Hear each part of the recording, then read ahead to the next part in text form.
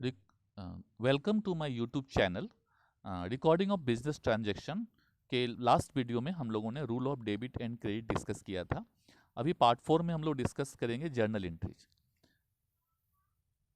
Journal entry के बारे में डिस्कस करेंगे। तो जर्नल एंट्री को बुक ऑफ ओरिजिनल एंट्री भी बोलते हैं।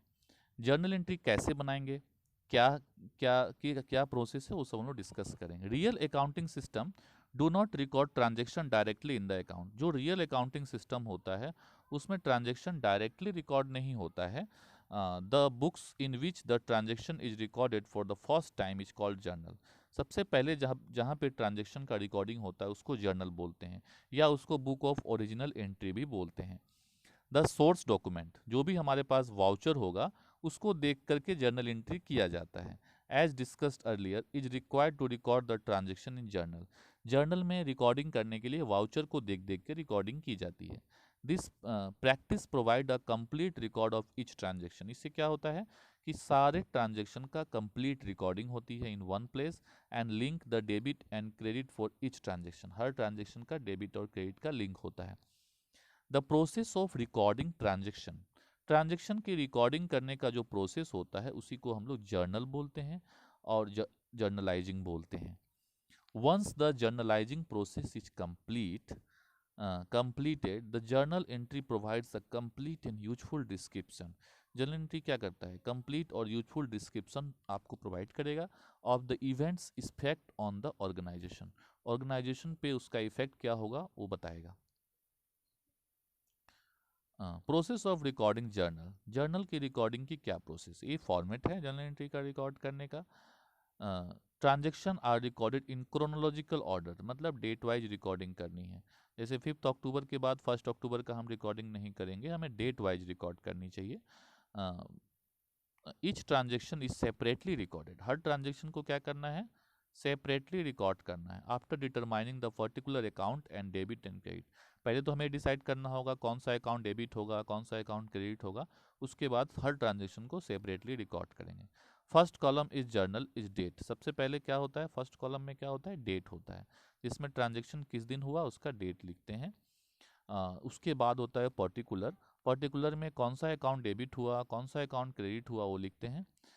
Debited written in the first line, debit को सबसे पहले डेबिट को लिखते हैं, कौन कौन डेबिट हुआ, जो अकाउंट डेबिट हुआ उसको लिखते हैं from the left hand corner, and the word debit is written at the end of the, और जो डेबिट हुआ उसके एंड में डेबिट लिखा जाता है इंडिकेट करने के लिए कि डेबिट हुआ है। The account title is to be credited is written on the second line, second line में क्या करते हैं हम लोग, क्रेडिट ट्रांजेक्शन, क्रेडिट का रिकॉर्ड करते हैं। जो क्रेडिट हुआ उसकी रिकॉर्डिंग की जाती है सेकेंड में। उसके बाद है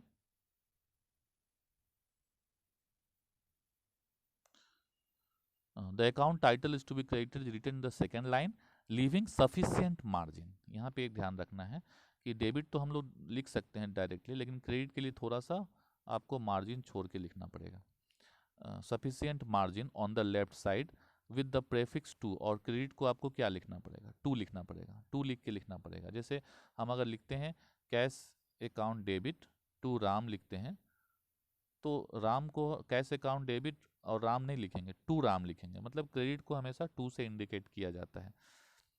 brief description of transaction is given which is called narration, नीचे नरेशन देना पड़ता है बीइंग लिख करके। जैसे कि अब कैश रिसीव हुआ राम से, तो being cash received from Ram, इसको डिस्क्रिप्शन बोलते हैं, ये नरेशन बोलते हैं, इसी को नरेशन बोलते हैं।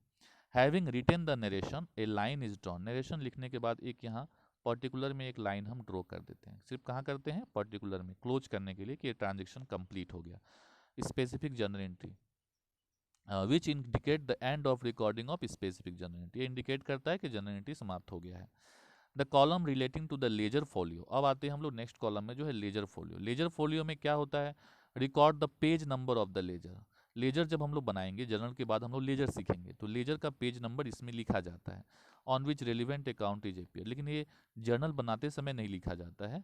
This column is filled up at the time of posting and not at the time of making journal entry, जब हम लोग जर्नल से लेजर में पोस्टिंग करते हैं तब एलएफ का नंबर लिखा जाता है। The debit amount column record the amount against the account to be debited. Debit में जो भी अकाउंट डेबिट हुआ वो लिखते हैं, और क्रेडिट में जो अकाउंट क्रेडिट हुआ वो लिखते हैं। It may be noted that the number of transaction is very large. Number of transaction बहुत ज़्यादा भी हो सकता है। And this are recorded in number of pages, बहुत सारे पेज में रिकॉर्डिंग की जरूरत पड़ सकती है।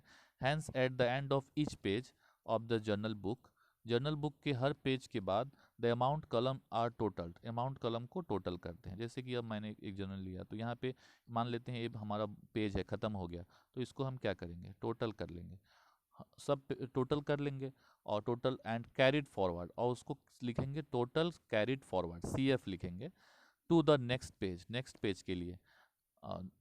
नेक्स्ट पेज में फिर उसको हम लोग क्या लिखेंगे, total balance forward.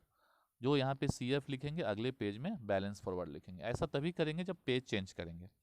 Where such amount are recorded as brought forward, जहाँ पे इसको ब्रॉड फॉरवर्ड लिखेंगे, मतलब जिस पेज में जगह नहीं है, पेज खत्म हो गया, उसमें लिखेंगे टोटल करके CF लिखेंगे, कैरिड फॉरवर्ड। और जब न्यू पेज स्टार्ट करेंगे तो वहाँ पे वही अमाउंट टोटल को पहले लिख के शुरू करेंगे, उसको लिखेंगे टोटल को total balance forward.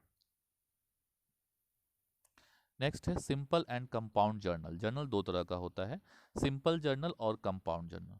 When only 2 accounts are involve to record a transaction, कोई भी ट्रांजेक्शन रिकॉर्ड करने में जब 2 अकाउंट इन्वॉल्व होता है तो उसको सिंपल जर्नल बोलते हैं। और when the number of accounts to be debited और क्रेडिटेड इज मोर देन 1, लेकिन एक से ज़्यादा होता है, तो entry made for recording the transaction is called compound journal, तो उसको हम लोग कंपाउंड जर्नल बोलते हैं। एक एग्जाम्पल से समझते हैं। ये सिंपल जर्नल है क्योंकि एक डेबिट है और एक क्रेडिट है, तो सिंपल जर्नल है।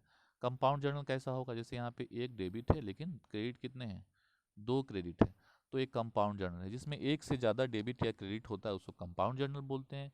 जिसमें सिंगल डेबिट और सिंगल क्रेडिट होता है उसको सिंपल जर्नल बोलते हैं। अब एक क्वेश्चन से जर्नल एंट्री हम लोग करने का कोशिश करते हैं। ये NCERT का क्वेश्चन है, question number 13। Hema started business with cash. Hema ने कैश से बिजनेस शुरू किया। डेबिट क्रेडिट का रूल तो आपको पता ही है, तो यहाँ कैश से बिजनेस शुरू किया, तो कैश रियल अकाउंट है, कैश आ रहा है बिजनेस में, तो कैश अकाउंट डेबिट होगा। पहले डेबिट लिखते हैं, कैश अकाउंट डेबिट करेंगे। टू किससे आया, हेमा से आया, हेमा ऑनर है, तो ऑनर का नाम नहीं लिखते हैं, ऑनर की जगह पे हम कैपिटल लिखते हैं। कैपिटल से आया तो कैपिटल लिखते हैं। कितना पैसा लगाया बिजनेस में, 1 लाख लगाया, तो 1 लाख हम डेबिट में भी लिखेंगे और 1 लाख क्रेडिट में भी लिखेंगे। डेट क्या है, December 1, तो December 1 लिखेंगे। और नरेशन क्या लिखेंगे, बीइंग बिजनेस स्टार्टेड, और इसको क्लोज कर देंगे। तो एक ट्रांजेक्शन खत्म हुआ। उसी तरह December 2 का देखते हैं। December 2 का क्या है, open a bank account with SBI। SBI के साथ बैंक अकाउंट खोले, तो यहाँ पे बैंक अकाउंट खोलने का मतलब आप कैश बैंक में जमा कर रहे हैं, तो 2 अकाउंट यहाँ इन्वॉल्व है, एक कैश है और दूसरा बैंक है, दोनों ही रियल अकाउंट है। तो बैंक कैश जा रहा है आपके पास से, गोज आउट तो क्रेडिट होगा और बैंक डेबिट होगा। जनरल एंट्री होगा bank account debit to cash, bank account debit to cash, कितना होगा 30,000। नरेशन लिखेंगे बीइंग बैंक अकाउंट ओपनड,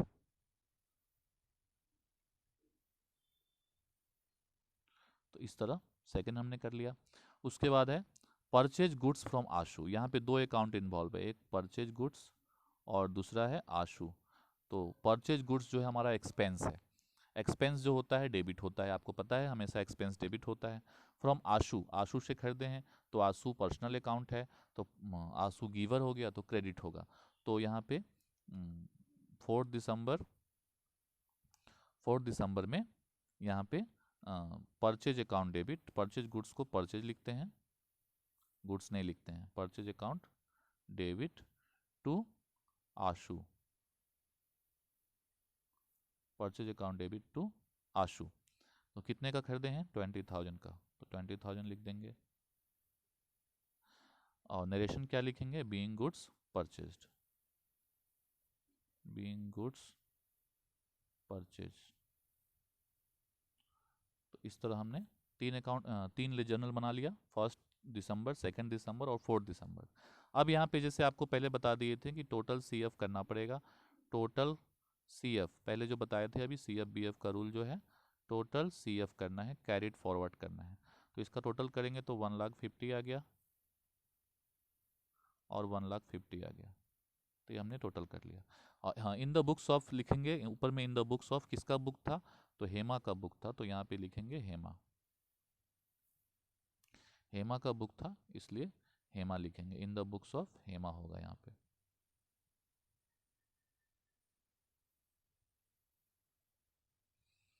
तो इस तरह हम लोगों ने 3 किया। आगे देखते हैं,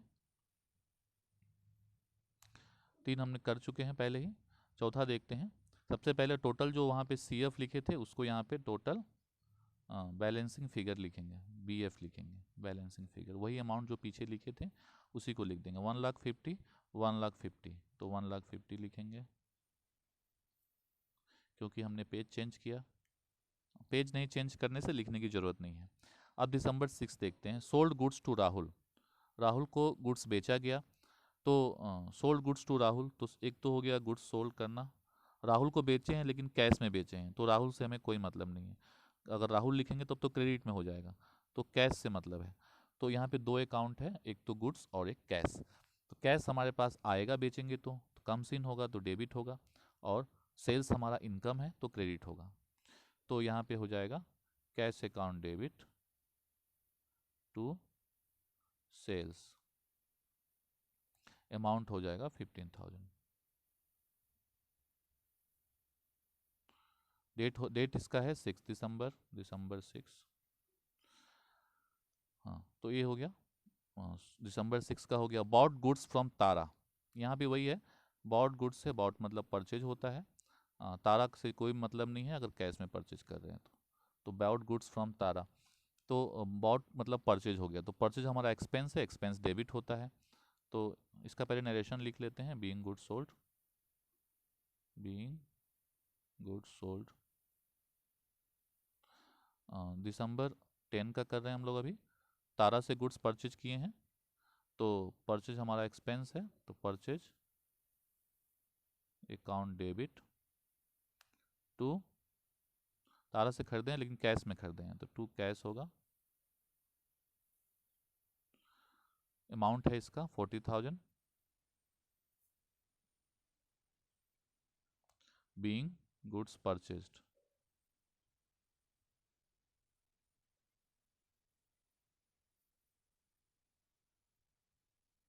बीइंग गुड्स परचेज 40,000।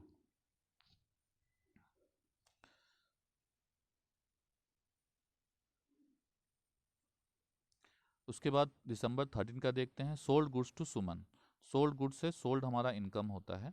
सुमन को हमने बेचा, सुमन को बेचा, तो सुमन यहाँ पर्सनल अकाउंट है, रिसीवर है, तो सुमन अकाउंट डेबिट, रिसीवर हमेशा डेबिट होता है, सुमन अकाउंट डेबिट, सुमन अकाउंट डेबिट हो जाएगा टू सेल्स, सोल्ड गुड्स को सेल्स लिखते हैं, परचेज गुड्स को परचेज लिखते हैं। तो 20,000 का सुमन को हमने सेल कर दिया। हम नरेशन सारे क्वेश्चन में नहीं लिखेंगे, आप लोग को नरेशन लिखना है, नरेशन लिखना आसान है, बीइंग लगा के क्वेश्चन जो दिया वही लिख सकते हैं। सारे हम क्वेश्चन में नरेशन नहीं लिखेंगे, हमारे पास जगह कम है इसलिए। 16 रिसीव चेक फ्रॉम सुमन, सुमन से चेक मिला है, 16 दिसंबर का हम कर रहे हैं। सुमन से चेक मिला है 19,500 का। तो चेक जब मिला है तो चेक हमारा लिए मतलब चेक मतलब बैंक, बैंक हमारे लिए रियल अकाउंट है, तो रियल अकाउंट आया है, कम सीन है तो डेबिट होगा। सुमन से आया है तो सुमन गिवर है तो सुमन क्रेडिट होगा। तो यहाँ चेक डेबिट होगा और सुमन क्रेडिट होगा। और हमने सुमन को डिस्काउंट दे दिया, जो पैसा देता है उसको डिस्काउंट दिया जाता है, तो हमने डिस्काउंट दिया 500, तो ये हमारे लिए एक्सपेंस है, तो या लॉस पकड़ लेते हैं तो ये डेबिट हो जाएगा। तो ये दोनों हमारे लिए डेबिट होगा, चेक और डिस्काउंट। तो चेक को चेक नहीं लिखा जाता है, चेक को बैंक लिखते हैं, तो bank account debit, bank account debit 19,500, discount allowed, पूरा लिखेंगे डिस्काउंट अलाउड, ये दोनों डेबिट हो जाएगा। 500 और टू सुमन 19,500 और 500 20,000 हो जाएगा। तो इस तरह टोटल कर लेंगे। जैसे टोटल इसका टोटल CF करेंगे तो 2,45,000 आएगा। अब अगले पेज में इसको टोटल CF को दोबारा लिख देंगे। टोटल CF को बैलेंसिंग फॉरवर्ड बोल के लिखा जाता है, तो टोटल CF को टोटल VF लिखेंगे। तो यहाँ तक हमने कर लिया, हमने 16 दिसंबर तक का ट्रांजेक्शन कर लिया। अब दिसंबर 20 करेंगे। चेक गिवन टू आंसू ऑन अकाउंट, आंसू को चेक हमने दिया, तो चेक हमारे लिए यहाँ पे दो अकाउंट है, चेक है और आंसू है। तो आंसू पर्सनल अकाउंट है, आंसू को मैंने दिया तो आंसू रिसीवर है, इसलिए आंसू डेबिट होगा। और चेक हमने दिया तो हमारा रियल अकाउंट है, चेक चला गया तो हमारे लिए वह गोज आउट है तो क्रेडिट होगा। तो आंसू अकाउंट डेबिट, दिसंबर 20 में आंसू को हमने चेक दिया तो आंसू अकाउंट डेबिट टू बैंक होगा। आंसू अकाउंट डेबिट टू बैंक होगा, अमाउंट होगा 10,000। नरेशन क्या लिखेंगे? अगर नरेशन लिखना होगा तो बीइंग चेक गिवन टू आंसू। नरेशन इजी है, नरेशन आप लिख सकते हैं। उसके बाद है दिसंबर 22,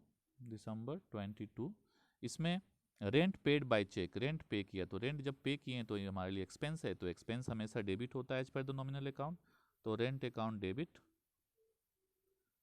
टू चेक से पेमेंट किया है तो चेक हमारे पास से गया तो चेक नहीं लिखते हैं, बैंक लिखते हैं, तो bank to bank account. Narration क्या होगा? Rent paid by cheque. Narration अगर लिखेंगे तो क्या लिखेंगे? Being rent paid by cheque. तो यहाँ पे अमाउंट हो जाएगा 2,000। उसके बाद है दिसंबर 23 में डिपॉजिटेड इनटू बैंक, बैंक में पैसा जमा किया। तो बैंक हमारे लिए रियल अकाउंट है, बैंक में पैसा जमा किए तो बैंक में कम्स इन हुआ, तो बैंक में आया पैसा, लेकिन हमारा कैश चला गया, बैंक डेबिट हो गया, कैश चला गया तो कैश क्रेडिट हो गया, टू कैश। अमाउंट कितना है? नरेशन हम नहीं लिख रहे हैं, नरेशन आप लोग लिखिएगा जरूर, बिना नरेशन का एग्जाम में मार्क्स कम मिलेंगे। 16,000 नरेशन क्या होगा इसका? Being deposited into bank. अब आता है 25 नंबर। 25 नंबर में machinery purchase, machine purchase from Parigya, Parigya से मशीन परचेज किया है। तो मशीन हमारे लिए रियल अकाउंट है, प्रॉपर्टी है तो रियल अकाउंट है, तो मशीन आ रहा है, कमसिन हो रहा है तो डेबिट हो जाएगा। मशीनरी अकाउंट डेबिट टू, कहाँ से आ रहा है? पारिग्या से, टू पारिग्या। तो ये अमाउंट कितना हो जाएगा? 10,000। फिर हमें अगर बैलेंस BF-CF करना होगा इसको। अब यहाँ पे दिसंबर 26 का देखते हैं। हाँ, ये टोटल CF कर दिए हम, टोटल CF, उसी को अगले पेज में टोटल बैलेंसिंग फिगर लिखेंगे। उसके बाद दिसंबर 26, अब 4 ट्रांजेक्शन और बचा है। दिसंबर 26 ट्रेड एक्सपेंसेस 2,000। तो दिसंबर 26 में ट्रेड एक्सपेंसेस हमारा एक्सपेंस है तो एक्सपेंस डेबिट होता है, तो इसका मतलब ट्रेड एक्सपेंसेस डेबिट होगा, trade expense debit account debit to, एक और अकाउंट होना चाहिए, तो ट्रेड एक्सपेंस किस में पे करेंगे? कैश में पे करेंगे, तो टू कैश होगा। अमाउंट होगा 2,000। उसके बाद आते हैं हम लोग 28 में। 28 में चेक इशू टू पारिग्या, पारिग्या को हमने चेक दिया, तो पारिग्या रिसीवर है तो पारिग्या डेबिट होगा, रिसीवर डेबिट होता है, पारिग्या अकाउंट डेबिट टू चेक दे रहे हैं तो चेक हमारे पास से जा रहा है तो क्रेडिट होगा, गोज आउट। चेक को बैंक लिखेंगे, चेक नहीं लिखेंगे, टू बैंक। अमाउंट हो जाएगा 10,000। उसके बाद है paid telephone expenses by cheque 29 दिसंबर, paid telephone expenses by check.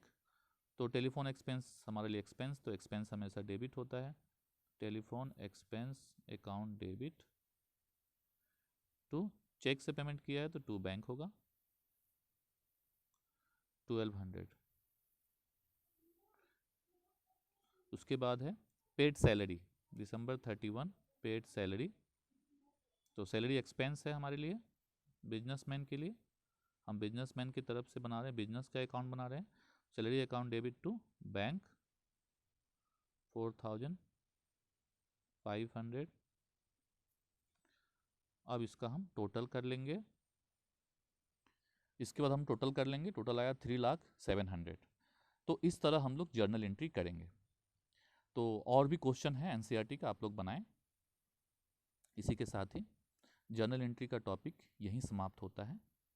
Thank you very much. इसके बाद हम लोग लेजर अकाउंट करेंगे अगले वीडियो में।